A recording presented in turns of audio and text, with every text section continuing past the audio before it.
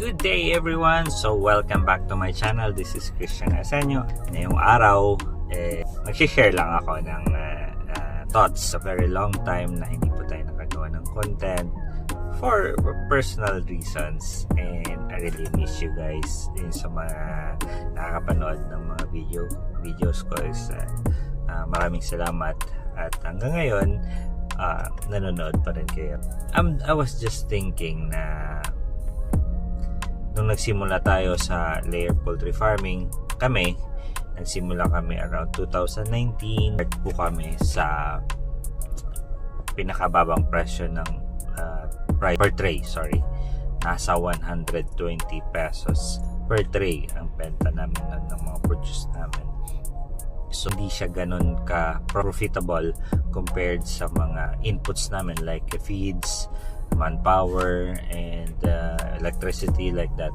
So pero meron pa rin tayong mga income that time, and then yung pandemic, yung mga problema, taas yung mga price ng feeds, at medyo konti lang yung income compared sa mga inputs natin. Pero ngayon, current price of eggs sa market, yung small po natin per tray is nasa 250 pesos to sa region po namin, or particularly dito sa Tacloban or Haro, within Leyte.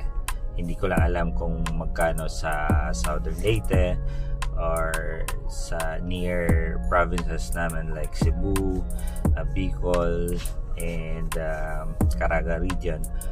Pero magandang balita yan kasi medyo tumaas at naging steady yung price ng mga feeds natin. Pero yung price ng mga itlog is medyo tumaas talaga.